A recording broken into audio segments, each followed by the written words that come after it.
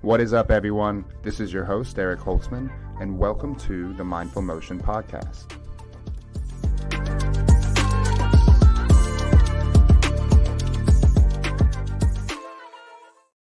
What is up, everybody? I am here with my colleague, mentor, and friend, Brandon Green. Brandon is an entrepreneur, an exercise professional, a muscle system specialist. He's also the owner of Strata Internal Performance, a state-of-the-art exercise studio out in Newmarket, Ontario, Canada. This is a long introduction, so I'll try to be quick, but he is also the owner of Fitness Pro Mentors, a high-level marketing mentorship tailored for personal trainers who want to scale their business to six figures. Brendan's an educator. He's taught courses for Tom Purvis's resistance training specialist certification, in my opinion, the best exercise mechanics course out there. And to top it off, Brandon has created his own amazing educational curriculum for personal trainers, covering all the details surrounding post-activation potentiation relating to the neuromuscular system, which we'll surely, hopefully discuss during this interview. And on top of that, he's also a husband, a father to two beautiful children, and a very skilled drummer. He's recently blown up on Instagram by using his biomechanics background to help other drummers prevent injury and play more efficiently. Well, that is a very impressive resume, Brandon. You're too kind. You did an excellent job of putting it all in there. So thank you for doing that. It's the best anyone's ever done. So that was great. All right, cool. I'm glad I could, relay it effectively. I would love to just jump in and just kind of gloss over how you got into the fitness industry, what that looked like, and how you became the professional you are today. Yeah, to be honest, I had no interest in the fitness industry whatsoever at the very beginning. I was originally interested in actually becoming a firefighter. And so I was in high school at the end of my last high school term. I was semi-athletic. I played a lot of drums, but I was missing a biology credit so I could apply, or chemistry credit rather, so I could apply to the firefighting school that I was looking at. So I did an extra semester of high school so I could get that chemistry credit. And I had this extra time, so I could have taken some more courses, but I did a co-op. And I was like, you know what? We'll get a co-op at a local gym. I'll work out. I'll do all my firefighter training workouts and get ready for that. And then I'll double down on chemistry. So that brought me to Potentiation Fitness, which was our town's oldest gym in town. Fortunately for me, I had a really, really great mentor there named Mario Mavridis, who really took me under his wing and really inspired me a lot. And this training facility, it was top notch, but the methodology they had there was just on another level. And I didn't understand what it was. So I inquired with Mario, the lead trainer there, the head trainer and my mentor. I said, what's everybody doing differently here? And he said, you got to read this book. And he handed me the old 5-day original resistance training specialist program by Tom Purvis, this paperback, awfully wrinkled with Coke stains all over it because Mario was a foodie. And he said, you read this book. And I read it. I was like, I don't even understand any of this. I was like 17 years old. It was over top of my head. After being there for a while, I really started to fall in love with the gym, but much more, I fell in love with the idea of training because I was seeing all these incredible trainers in there working with like 75-year-old people doing things I'd never seen any of my grandparents ever do.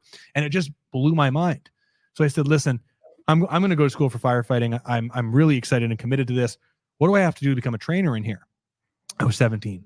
He said, I'll tell you what, that book I gave you, you study that book. I'm going to make up an exam off that book. And if you get your personal training certificate, I'll give you a job when you turn 18 as a personal trainer. So I had to go through this RTS book and I had to learn everything like moment arms, force angles, close pack positions. Like I just thought this was a normal thing for trainers to learn. So I learned that when I was 17. I spent hours of my young age learning all this stuff. And I passed his test. I knew what a moment arm was when I was 17 years old. I passed my personal training exam in January of whatever year it was when I turned 18, and I became a trainer real fast. I just became in love with this idea. The more I learned about mechanics, it just blew my mind that I could create mechanical solutions to help people. And that sprungboarded me all through the courses that many of your nerdy audience are familiar with, the resistance training specialist program. At one time, the muscle activation techniques program. Jacques H. Newell-Taylor is one of your previous guests. Force in the nervous system. Joe DeAntis's Fit and Stables cadaver course. I was just eating it all up. And it just drove me. And I just really haven't stopped because I love it. It's just so much fun. Well, what about it do you love so much? That's kind of how I am too, but I'm really interested to know like what specifically draws your interest into those topics. I was always a Lego artistic kid. Like I was always someone that liked to take pieces of puzzles and train sets and things. And how many different things can I build from this one thing? How many things can I take that go together and make something unique in different ways. And for this idea of the resistance training specialist program that I learned from Tom Purvis, like everything with his exercise equation about motions, positions, resistance, time, support, restraint, all these things come together. It just gives you this infinite level of freedom.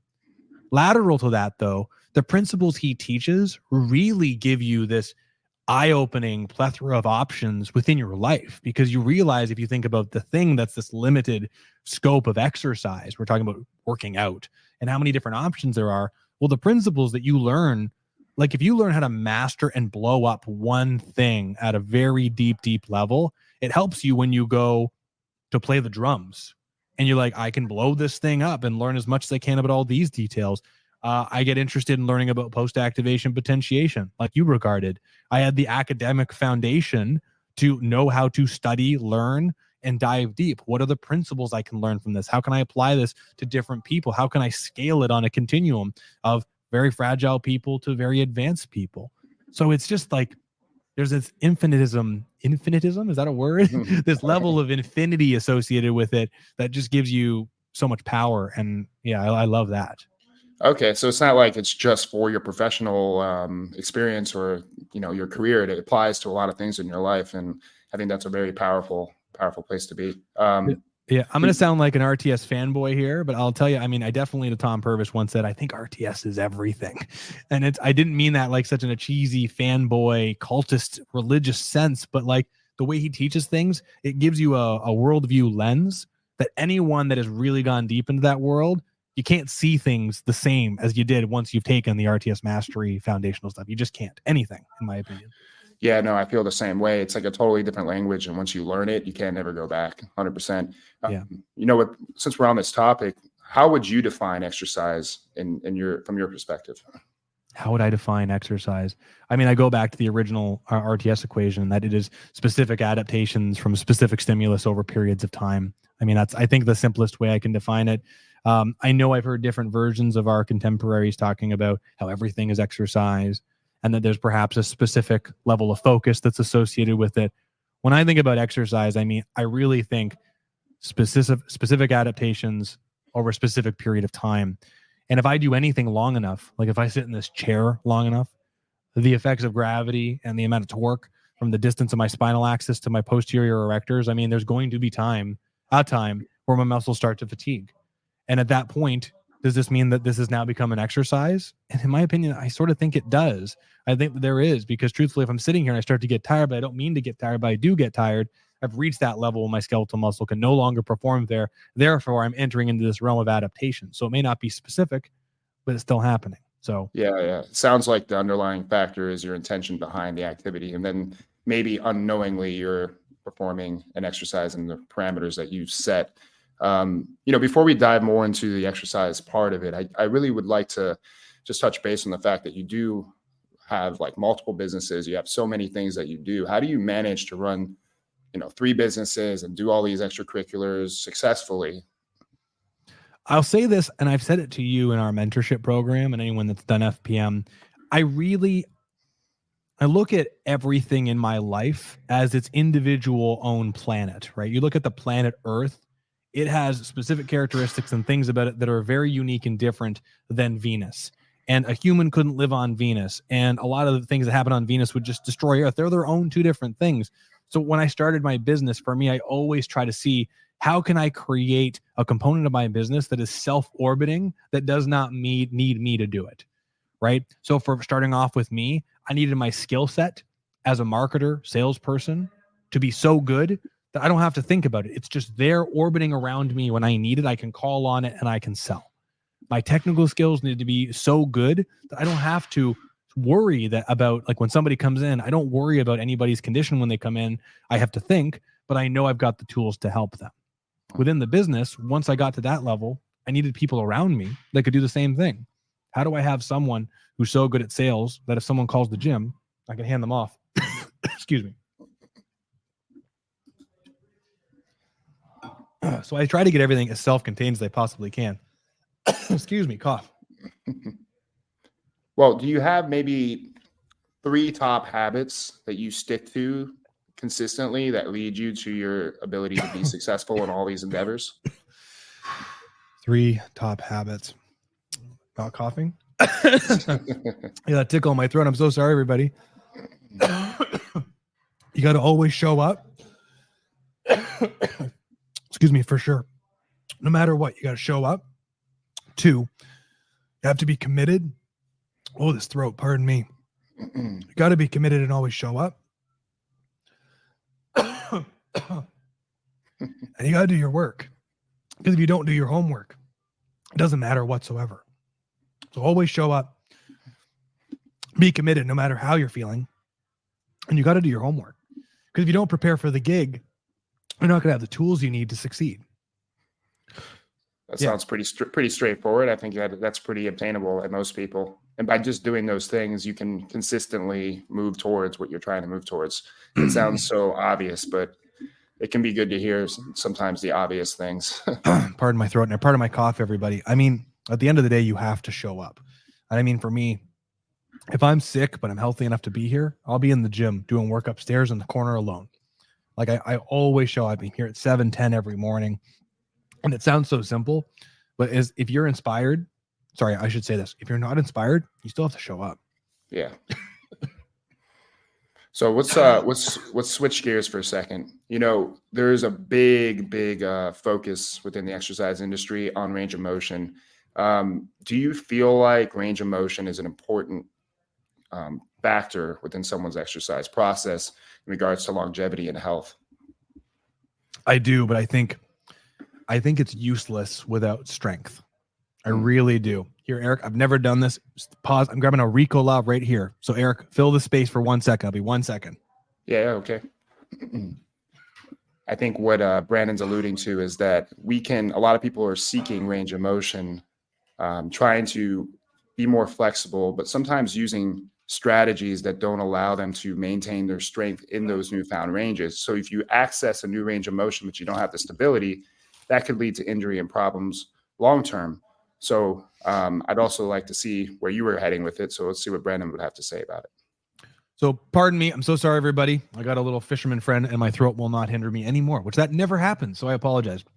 So the importance of range of motion. I mean, we have an amount of mobility that our joint structures will allow, and we have an amount of mobility that our skeletal muscle will allow. Also, we also have an amount of both of those things based off the organization we are with gravity. So you pick a joint range of motion, like picking my shoulder up overhead, as you know, my hand is over top of my shoulder complex axes mostly. So there's a decreased amount of torque here. So I have a lot more mobility here. Well, if I bend over and I reach my arm up in front of me at a perpendicular angle to my hip, so I'm parallel to the ground, the amount of torque I have with how much my arm weighs is a lot more than when I'm standing straight up. So if I know that, that means that yes, mobility is important, but we also have to recognize mobility may be different depending on the planes that we're in. Now, that being said, what is it that's the limiting factor? Well, it's how much strength you have in those ranges. So yes, mobility is absolutely important. I had an 80-year-old fella today, showed me his whole morning stretching routine. And for the first time in my life, usually I would have been like, stop all those stretches. We're going to switch to isometrics. And he showed me what he was doing. I'm like, you know what, dude? How does this all feel? He feels good. I said, do you have any injuries? No. He's got no weaknesses when I do the test on any of these things. I said, you know what, dude? Don't change anything. Because he's been doing this for so long. He's 80 years old. He's a muscular dude. Don't change anything. As we age, mobility is critical. But in my opinion, the strength we have with that mobility, I'm sure you've said this before, is far more important. Getting stronger solves a lot of problems, and getting stronger, knowing everything we know about force production, absolutely helps with range of motion acquisition. Yeah, it's often completely correlated, right? Like you can get stronger, your range of motion typically will follow. Now, if it doesn't, that could be a whole host of reasons that you might not even be able to know, and it should be honored potentially instead of trying to smash and passively shove yourself there. But as you said, right, sometimes it's okay to do that. It's all contextual, person to person, and how aggressive you are. 100%. And as a fitness professional, I mean, this sounds crazy, but this is where, I mean, I think a lot of us need to get more comfortable asking for our clients to get diagnostic imaging, because there are so many internal factors. If someone comes in and you do a dynamometer test and their right side shoulder is less strong than their left, and you've done everything you possibly can and the force production is still less, we may be missing something that we can't see without an inside view. And no understanding if there is a small or large pathology at play absolutely can be an important piece of the pie. Yeah, and definitely would be worth knowing, and because then you would only be doing harm if you didn't know those things and you were just kind of mindlessly trying to get more. With that being said, do you have like, I don't know, top 3 tactics that you would use to try to improve someone's range of motion other than stretching? Yeah. The first thing, I mean, of course, is I would say you do need a very solid diagnostic, in my opinion, a solid diagnostic process at the very beginning, understanding the client's health history, their joint statuses, their exercise history, and perhaps even doing things like range of motion and force production tests. You need to know what's going on there. If we're going to increase range of motion, I definitely lean a lot back to force and strength, like we talked about, which it's hard not for me to go to what Charlie McMillan introduced me to, talking about post-activation potentiation. Because for a lot of these, it depends if we're looking to make acute change or a chronic change. But if someone has limited motion on one side and we have no reason to believe there are any sort of structural reasons or any diseases at play that could limit them, if we just get that muscle to contract at a moderate to high level in a safe position without causing fatigue or discomfort, post-activation potentiation does seem to be one of those acute phenomenons that happens. And the muscle increases in its H reflex. There's an increase in H reflex. There's an increase in calcium sensitivity. There may be a pennation angle change, which makes it a little bit more optimal for force production. And if we look back to talking about Tom Purvis, this idea of a length tension relationship and a strength curve, depending how nerdy your audience is, I mean, many of you will know that as a muscle gets to a shortened position, there is a decrease in force production just because the skeletal muscle cannot do it, because for a few different material reasons, it loses the ability to generate force. Mm-hmm. Well, if in my weakest position is where I'm trying to perform a range of motion assessment and I've got an appendage like a arm and I'm bent over, like I said before, and my deltoids and shoulder complex muscles are approaching shortened positions, so their ability to generate force is decreasing, and my moment arm and distance from the joint axis is increasing, it's likely I may see that I have low mobility there. So increasing in my ability to generate force absolutely makes a big difference there. So, I mean, with potentiation, I mean, you can really do any form of contraction, concentric, isometric, or eccentric. I mean, those are my 3 things.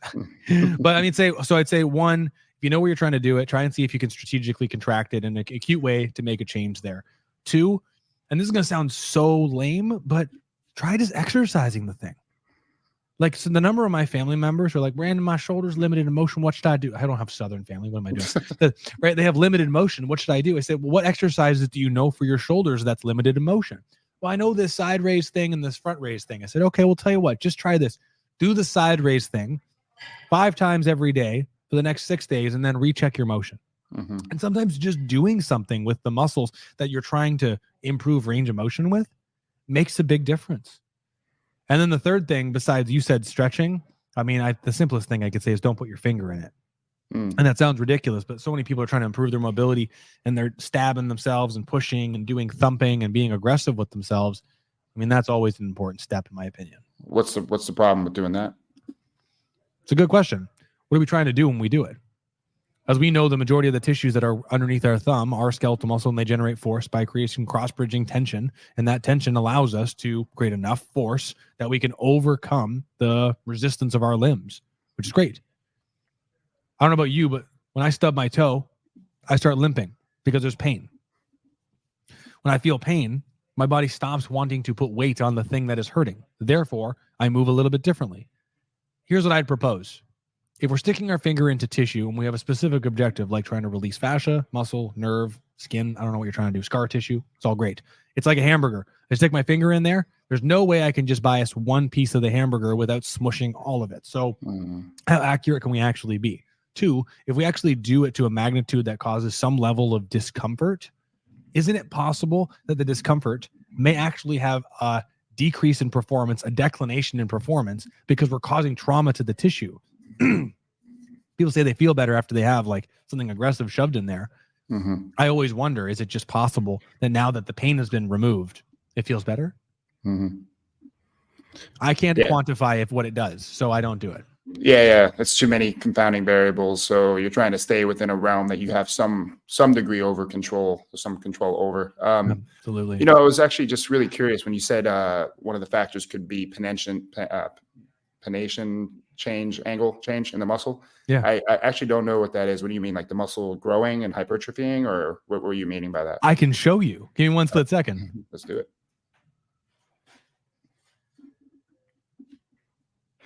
This is a broken model from the potentiation class that I was teaching, that I made up, which is cool. Actually, I got to be honest. I organized it. Charlie McMillan presented a bunch of the research to me that helped me a ton. Very good friend, and much respect for him. So if I think, like, forget about these white hanging pieces off the back, but if I think I have these muscle pieces, I have the myosin and actin. And when you think about how the cross bridging thing happens, if you think about the latching mechanism and you look at it, there's a point where my muscle is lengthened, and this could be the lengthened position.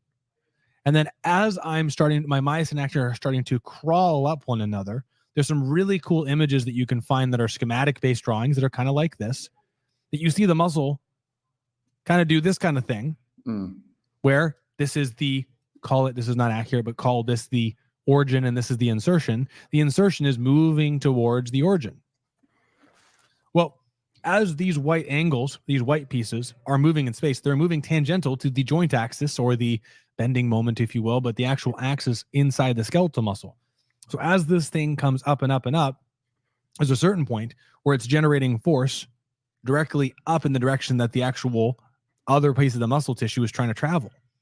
So there was a suggestion at one point that, is it possible that when we potentiate the muscle, it actually modifies the position of the muscle, the pennation angle, to be more optimal for force production? So if I'm in a lengthened position like so, and this could make sense too, because if I'm in this lengthened position and my tissue is actually trying to kind of go up and out, it's not going to be very efficient for generating force this way.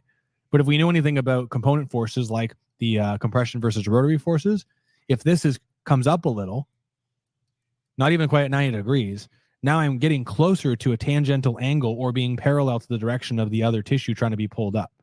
Does that make sense? Yeah, I think so. It sounds like you're basically talking about moment arm changes within the tissues in a sense. Exactly. Yeah. Exactly what I'm talking about. Yeah, that rings a bell. I remember very clearly about the hamstring on a prone leg curl. When you're getting to the shortened end, it starts to get more effective at producing rotation, even though it's getting shorter. So sort of helpful in that circumstance. Yeah, that's a little different, but same kind of idea. Like, there's definitely some relationships there for sure. Okay, gotcha. Cool. Since we're on the topic of post-activation potentiation, for people that really maybe never heard that term, can you briefly define it?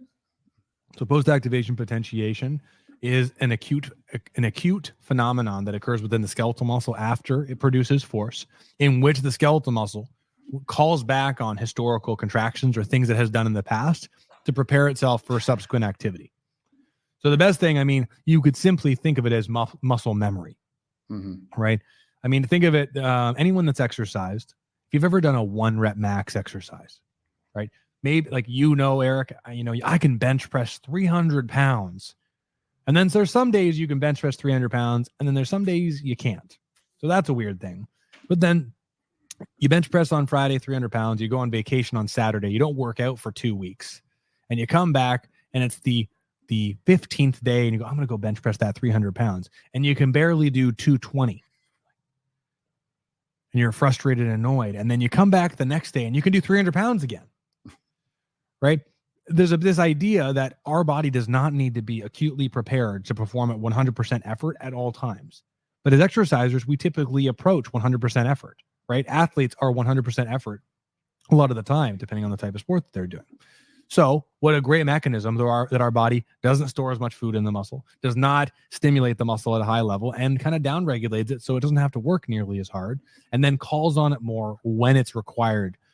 And this is a very cool thing, because if you think about going down the stairs, right? If you read any of the post-activation potentiation stuff that I've posted, Charlie's posted, other people's posted, right? There's this conversation around maximal voluntary eccentric contractions elicits an incredibly high force production. That's a very cool potentiation effect, if you will. Well, if you think about walking down the stairs, most people eccentrically fall down the stairs at a pretty high level. So if I wake up in the morning and I haven't done the stairs, I start falling down the stairs, and there's an acute increase to the skeletal muscle of my anterior thigh muscles as I'm going down the stairs to prepare me for the next time I have to do it. Anyway, it's pretty cool. Yeah, exactly. And you can use this. So like I guess I want to hear what got you so interested in this in the first place. I mean, it's kind of deep, but I mean, I was learning a methodology where there was a testing procedure of some sort, doing a test, and then from that test, I would do an exercise to try and make a change, and then I go back and retest it. And then this kind of idea that I was introduced to, I'm going to be honest, Charlie kind of just brought this idea up. I didn't realize that some of the actual tests I was doing potentially was making a change in how the body was performing, making the intervention that I was doing about useless. I mean, even stretches that I was doing, if I thought about like doing an active stretch and I was like, oh, you are limited in horizontal abduction. Well, I'll tell you what, actively go back to the end range so we can elicit, an isometric contraction into horizontal abduction.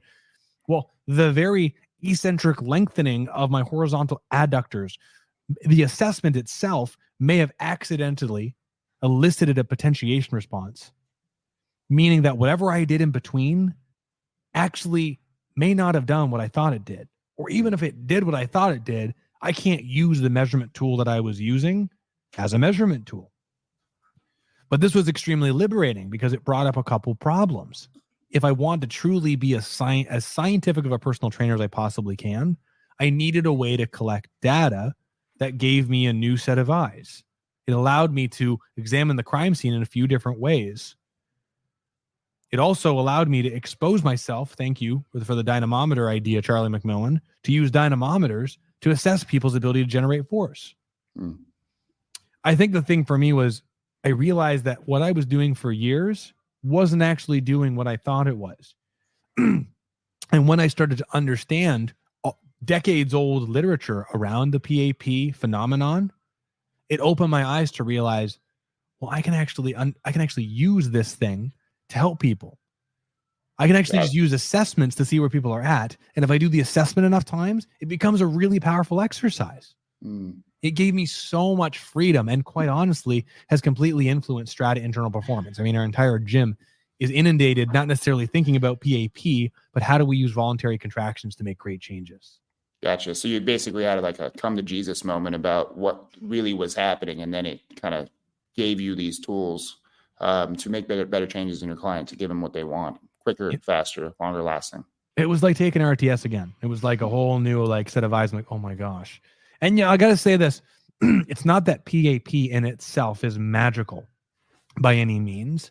There are a lot of acute phenomenons that happen from contracting skeletal muscle. That's one of the most predominant ones.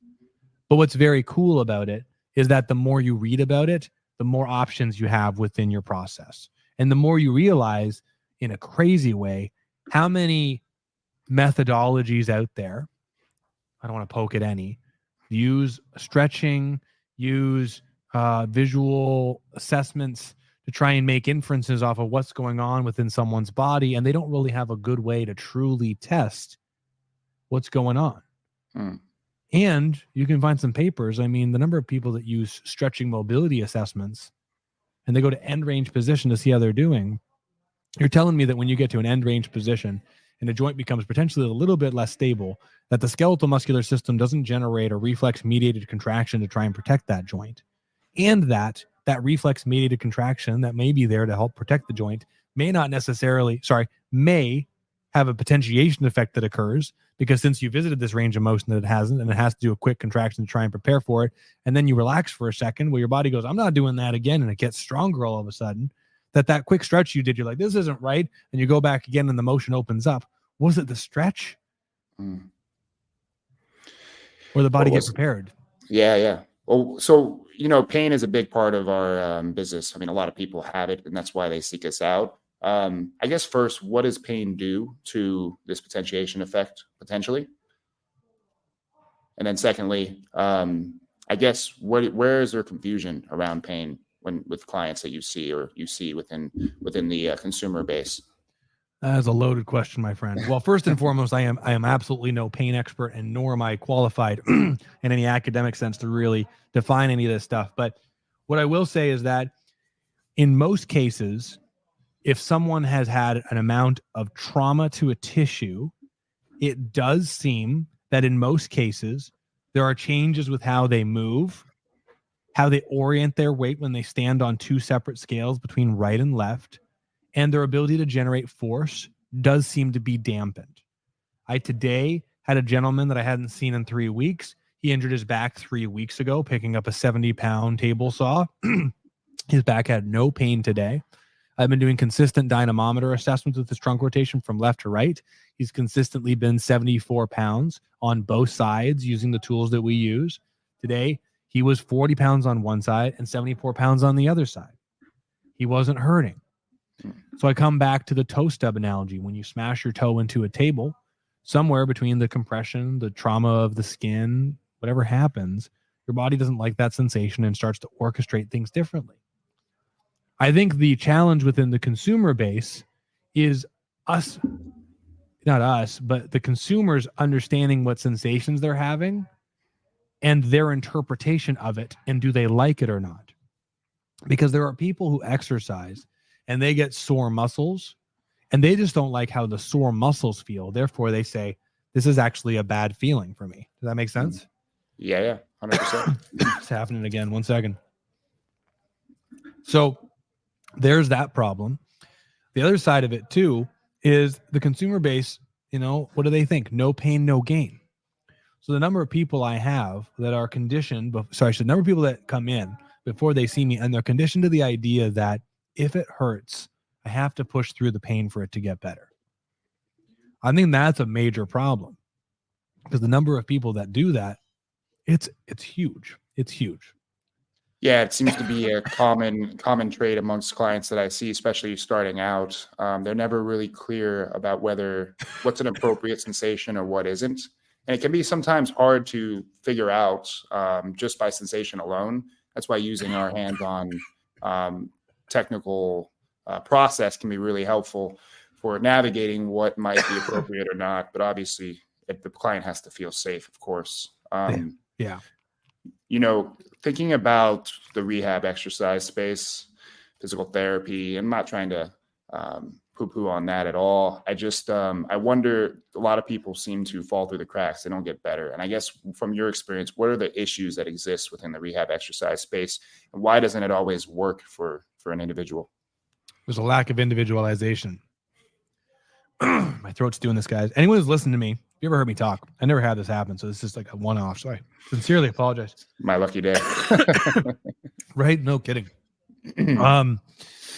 We just did a testimonial video for someone new that we're going to be launching the next day or so. Young guy, well, he's in his 40s, got diagnosed with MS in 2022, had a laminectomy when he was in 2020. And in his video, he says, I did all the physiotherapy I was told to do. I followed all the rules. They just hand me the same piece of paper that they give everybody, and I didn't get any better. And I think this is what people get dismayed with exercise, is that exercise is either bodybuilders or CrossFit fanatics or people in tights, or they're rehab exercises. But the gap in between is this Grand Canyon of issues. He's been coming here for 2 years. Coming up to 2 years. And he's been stronger and stronger and stronger, better than any physical therapy program ever had. Physical therapy does a great job up to a certain point. And I'm sure one of my mentors, Kevin Dunn, would say the same thing. But once you finish the traditional physical therapy protocols, you have to continue the journey.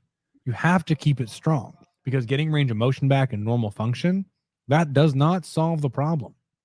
It does not. You have to build up the strength, especially if you've had a structural change like a torn meniscus or a surgery. In my opinion, it would be a disservice to yourself if you don't cocoon it with as much strength as possible. And who doesn't have a structural material change after living 5 decades or more? It's just bound to happen no matter what or who you are. 100%. So, this kind of feeds into the idea of injury history, and you and I and all our colleagues take a lot of intake on injury history because we know the importance of it. But it'd be nice for you to spell it out. And why do you consider past injury history to be important, and how does it modify the way that you think about training with someone or how you choose to design their exercise process? I think it's insanely powerful, and it's very, very game changing, because if you think about, if you look at someone's injury history and they're 50 years old and they had a big toe fusion when they were 20 years old, broke their toe, fusion, there's a pin through it, but they're like, it's not a big thing. I'm here for my back. And on that left side, 10 years later, they mentioned that their knee got sore when they started running more regularly. And then they come in and like, when they were 45, 15 years later, they herniated their L5 S1 disc. And they're like, well, I'm here for my back. Well, it's important to recognize, if we're mechanists at all, that if you fuse the first ray of the big toe and you modify how that foot absorbs force for decades, if I sand the edge of my table long enough, there's going to be a change in its shape. Well, if someone's moving differently, there's going to be a weight distribution difference, especially as that big toe starts to go into dorsiflexion, trying to walk normally. Therefore, the next joint up is going to move differently. Oh, wait, there's a knee injury 10 years ago. And then you're telling me after that knee injury is less stable and there's less on both sides, top and bottom, that there's not going to be effect to the back or the next joint system. So it's very difficult, because it comes back to the physical therapy program. My back hurts, fix my back. What if the back is absolutely a problem, but it's a byproduct of all the other joint systems that have been influenced? Is it possible that getting more strength and mobility in the foot could help the back? Yes. Is it possible the back is a standalone issue? Yes. But truthfully, if you go into a crime scene and you're looking to see what happened, where this murder happened, and you're trying to identify the source and you see evidence, you're like, that blood spatter across the room, that's not a big deal. This is where it happened. You're ignoring data, and you have to consider it all. So how do you, I guess, I know what we do, but for people that might be listening that don't know much about it, how do you figure out where the problems lie with someone? What's the process look like, just briefly, so people can kind of understand how you acquire data and then how you might apply that to a session? You want me to explain my process? Just briefly. Yeah. So, I sit down with someone and I have a conversation to identify what they're here to see me for. And the most important thing for me is I'm trying to really identify the real reason why they're here. Like, if their back hurts, that's important to me. But what is the back pain stopping you from doing? Because in some instances, as you know, you may not be able to make the back pain go away. If there's a herniated disc or spondylolisthesis, that's an outlier that's hard to discuss. But if they tell you, I want to keep playing hockey, and you go, well, what if we can find a way to keep playing hockey, but you may still feel your back? That's always an important thing for me, because we are not pain people. We're exercise people. And if someone has pain, but they want to keep doing the activity they love, I'm good at helping people with activities. Once I know what they're here for, then I can triage the data that I collect towards that. I want to play hockey better. Well, now I can go through a very thorough mechanical assessment of range of motion, postural, weight distribution. I can use dynamometers to assess force production from one side to the other to see if there's any differences there. I can even do more dynamic tests, like single leg squats, balance tests, whatever I may need, that lines up closer to them playing hockey, to see if they move differently or perform differently from one side to the other. Once I see those differences, I can assimilate it. And I'll be honest, I learned this through chiropractor, physical therapist at Maximum Physio Max that I was the manager of for a while. And then Greg Max, muscle system specialist, was a very helpful adjunct to that and definitely connected a lot of these pieces together. That just gave me more context to create what I call, for my potentiation dynamometer stuff, a gross motor profile assessment. I learned the mobility profile assessment from Greg. They have a version of this within physio as well. But for the gross motor assessment, I'm trying to identify all the things I've learned from all these people, but then how do I put quantitative metrics with dynamometers on it? If I see someone's back hurts and their strength on the left side is 30 pounds and the strength on the right side is 40 pounds, the 25% difference. And that gives me a very interesting question of, if I improve the strength, that's 25% less, and bring it up, is this going to give them more motion? Are they going to feel differently? Is it going to affect their hockey? Are these muscles associated with the specific deficits that they're struggling with when they're playing hockey? And then for me, to be quite honest with you, Eric, and I've regarded through you with our conversations, I try to teach these people the value of resistance training, because I feel really good and confident with my delivery and my technical ability to help someone in front of me. But I care way more that they incorporate exercise into their entire life. Because at the end of the day, someone, with all the money in the world and all the time, someone could hang out with me for 6 months and be like, I feel great, Brandon. I am out of here. And they don't do anything anymore because their problem is solved. That's great. I don't care about that as much as I care about them doing this forever, because the real dividends from this thing come from a lifelong participation with exercise. So I spend a lot of my time after we solve problems and people feel better and they can do what they want to do, educating them as to how do they keep going? How do we make sure that this fits into their world? Because I don't care if someone comes to my gym or they do their home gym workouts. I just care that they have a thing that they do consistently.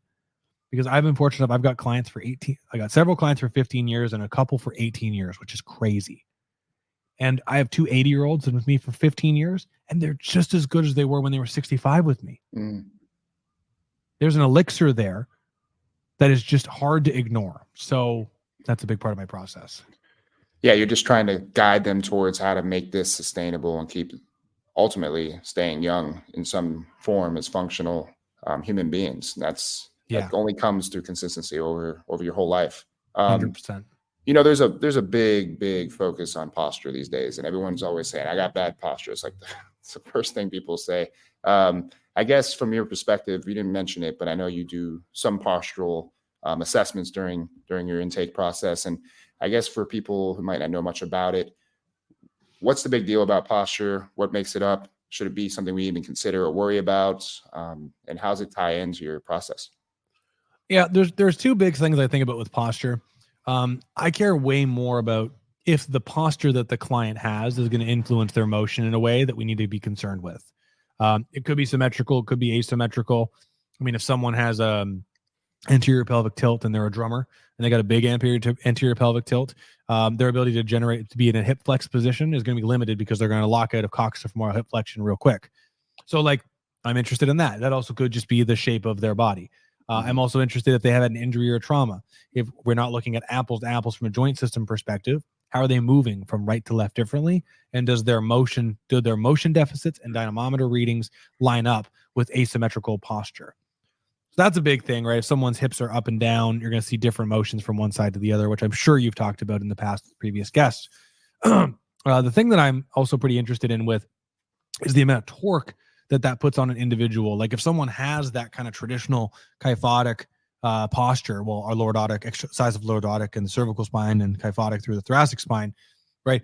That means that they're going to have that much more responsibility from the spinal axis to actually hold all that tissue up. And what ends up happening is for a lot of these people, they produce so much tension that it pulls their neck into a greater lordotic position, so they keep looking forward. And then you get like these occipital headaches and these posterior neck problems, which are very, very common. So I care about that kind of stuff too, because someone's like, I'm getting all these headaches, and they come in and they got this thing going on. Well, that's very important too. I do think about it a lot with drummers because drummers are sitting all the time, and I do a lot of that stuff, as you've mentioned as well. But ultimately, I wouldn't say I'm a posture specialist at all. It's just one piece in the puzzle that we have to consider as we're working with someone. Yeah, for sure. And sometimes it's changeable, sometimes it's not. But even if it doesn't change, but you're working towards maybe something that would be more symmetrical or more, I don't know, appealing to someone's visual field, doesn't necessarily mean it will get there, but it could start to help them feel better. Absolutely. It's interesting. RTS is so intense. Tom is so intense about a certain type of execution with exercise, certain type of exercise design. And ever since I've been doing MSS and doing more of these things, it seems to trend a little differently, a little less, Stalin-like with the exercise design. I guess I wonder how important you see exercise design and execution towards the success of a session, the success of an exercise. It seems less dogmatic or intense than Tom is, but how does that feed into your thought process? Yeah, that's a great question. And I don't know if I've got like great analogies to quantify this, but I'll say, so Tom Purvis, he's an interesting reference there, but like he's very, very very specific about trying to perform things a specific way. That's what a lot of people see. But I will say that he also teaches this idea of continuum training, where you have to have this level of strictness in a very isolated joint context, and then you need to approach it. You need to go to the extreme and apply it as a skill. I know most people don't see the skill side of things because you always focus on the specificity thing, because a lot of people focus on the skill thing. And then, you've got, as you mentioned with the MSS stuff, there's a lot of configurationalism stuff that Greg Mack teaches, where you take 2 or 3 things, mix them together in specific orientations. And that's important too. I think that there also needs to be kind of a third option that's considered, because there's so many clients that I started working with and I thought they had major problems with the joint range, called subtalar eversion. And I put them in a position and I test them and they can't control it. And I'm like, this is a major problem. And to me, at one point, I thought the only way to strengthen subtalar eversion was to do a series of potentiation-based isometrics to try and make that change. Or I was going to need to specifically focus on subtalar eversion extremely strictly. Well, I do think that there's a really interesting gap of where, okay, well, what is this person using this sub-tailor eversion for? What motions, skills, exercises can I do that maybe the sub-tailor eversion is involved as a secondary muscle to see if it makes a great change there, because this exercise may be more accessible to them. The gentleman I mentioned earlier with the back problem, right? He had a sub-tailor eversion thing. I made him do side hops across my gym, side jump squats, but side jumps, hockey guy. And there's a component where you shove off the ground and you're using the sub-tailor everters concentrically to push the ground away. And then you go back the other way and there's a responsibility on the inverters on the same foot to manage force, right? And I was like, hey, Brent, let's just see how this goes. And the reason why is because I know him as a type A entrepreneur. If I get him to do this extremely specific configuration, or I put this ankle strap on and I make him do sub-tailor eversion, he's not going to do it. He's busy. He barely has the time to come see me. He's one of these guys that money is not his issue, it's time.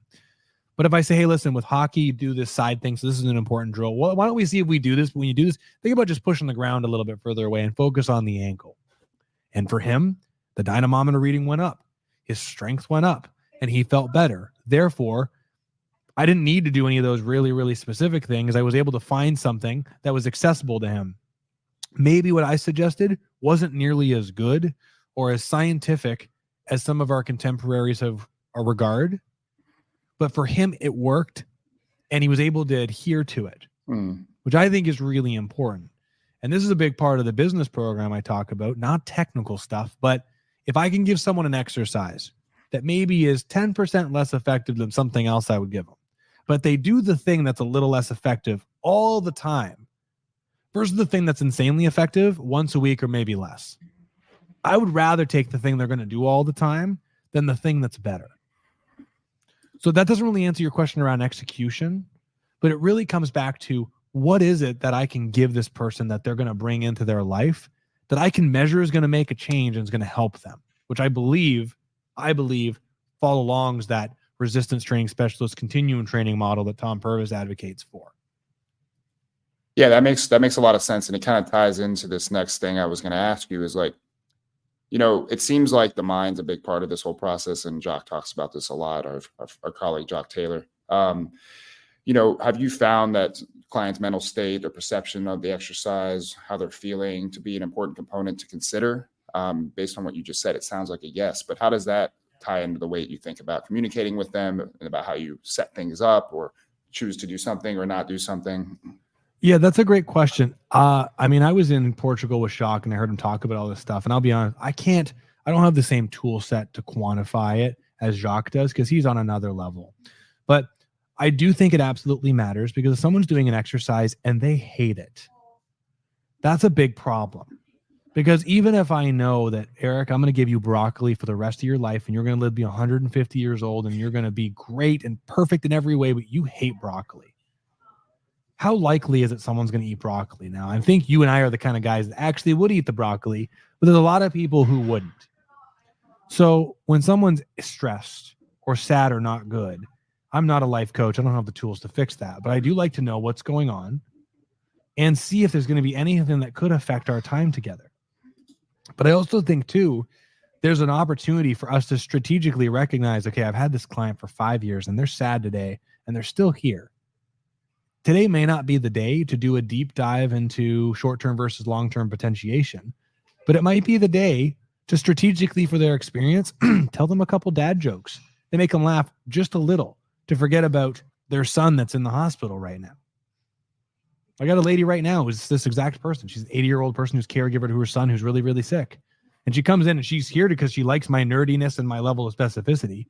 But there's once or twice a month that I just try to make her have a good time because it makes her feel good. She gets more out of the session and she leaves, puts her hand on my shoulder and said, thank you. I appreciate that. She's not here for me to make her laugh, but sometimes it's just helps. Yeah, it can be a major game changer for how they feel. And ultimately that's why people come, is the way that you make them feel. 100%. So, with everything you said, how do you determine whether your session was successful with your clients? Like, what are you looking for? What kind of feedback are you looking for? What tells you that was a great session? That's a great question. That is a great question.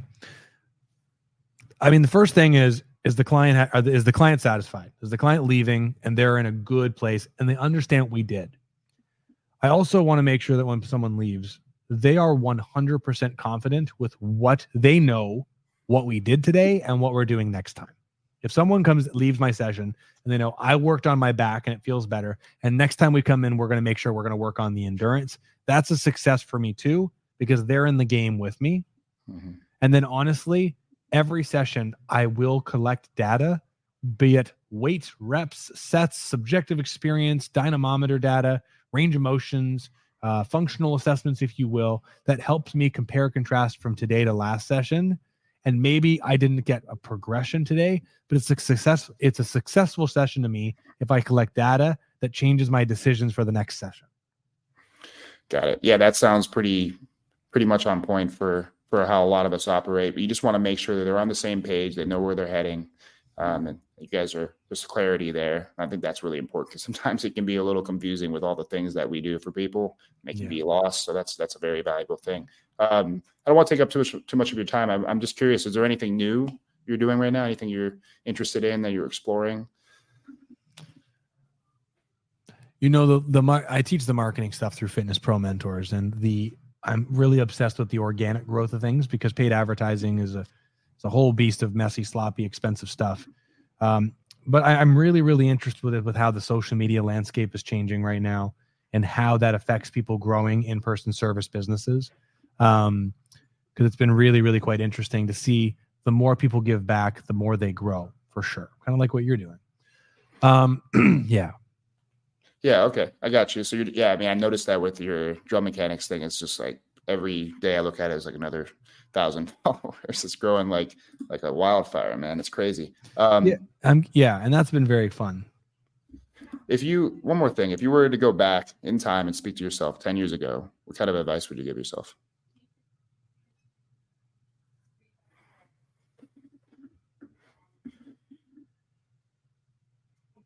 I would definitely tell myself to get started sooner, because I did a lot of stuff early, but there was a point between 24 and 26 that I was pretty close to just jumping into real estate because I didn't think there was going to be an opportunity for me to grow a career.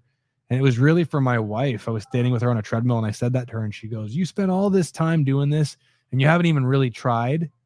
And I was like, okay. And that kind of lit a fire under my ass that turned into, I saved $60K in the first year. A year later, I opened a gym.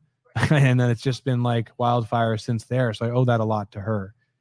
Eric, I want to say one more thing, if that's okay. Yep. I was coughing a heck of a lot when you asked my 3 recommendations of success. Is that what it was? Yeah, that was.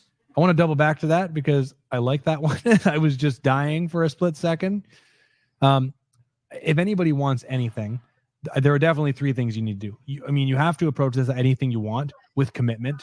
And the reason why I say that is because the number of students that I've had that are not happy today and don't do something, it just drives me nuts. You have to be committed to what you want, and that turns into you showing up consistently.